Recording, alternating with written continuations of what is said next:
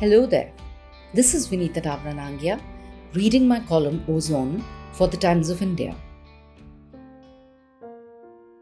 Wake up now or forever regret.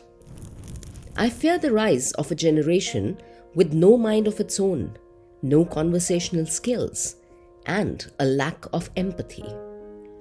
Is that where social media is leading us? There has been enough conversation about social media usage increasing levels of stress and anxiety, decreasing attention spans, and the harmful impact of the unrealistic images it propagates. Fed on the best bits of everyone's life, we forget that reality is a far cry from what you encounter here. And yet, there are deeper fears related to social media usage that I do not find discussed enough.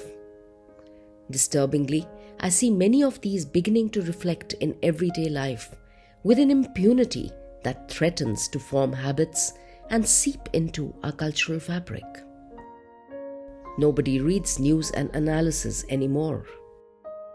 News breaks drop into our cell phones with screaming headlines. There is no exchange of views, thoughts, or edifying interactions. We merely connect with each other. I am scared that we are fast becoming people who have forgotten the art of conversation or discussion. We find it easier to state opinions, but are unable to entertain contrary suggestions or advice. It is easy to say something on social media and withdraw, but scarily, one sees a reflection of the same in real life too.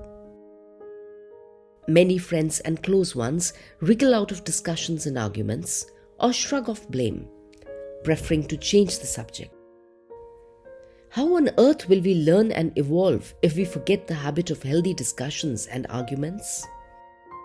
Blaming and accepting blame, accusing and apologizing, complaining and regretting are all part of the natural trajectory of relationships. I am also afraid that we may become people with no minds of our own, because we are surrounded by opinionated, loud rants. Seldom do we have the time or patience to formulate our own thoughts by considering the pros and cons. Amid so much conflicting noise, it is easier to just jump onto the winning side. And certainly, we are all set to become people who are afraid to voice our opinions. The troll army may well scare those amongst us who have opinions and a sense of right and wrong. The most innocuous of remarks, words spun out of context, the clothes we wear, or even a gesture have been pounced upon by trolls to whip up a storm that threatens to take down even the most established and hitherto respected people. In such a scenario, who would dare to voice their opinions in times to come? I also fear that we are becoming salacious beings feeding on the misfortune of others. Insouciant intrusion into private lives, the constant barrage of breaking news that keeps our adrenaline flowing, and regular updates on celebrity link-ups and breakups, and other sensational news keeps our salacious interest alive and encourages the habit of peeping into other people's lives. Social media is used by people to vent about numerous issues. Studies have shown that their level of stress ends up increasing the stress of people reading their complaints. Anxiety and depression arise from getting a distorted picture of other people's lives and from the knowledge that we are wasting time on social media. Also, people find social media an easy platform to share problems related to mental health issues. Overexposure to these discussions, which are no longer taboo, conversely serves to increase apathy to this very sensitive issue.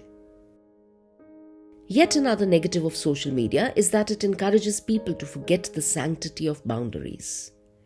We think nothing of proffering unasked for advice and opinions to people, spouting our own newfound wisdom from social media. What is the solution? As with everything else, a balance would do the trick. We need to limit social media time and insist on reading extensively, conversing, and discussing and formulating our own opinions. We must cultivate a strong code of ethics to distinguish between right and wrong, and then have the courage to stand up for what we believe in. We need to wake up now. This is the least we can do to retain our humanity. Thank you.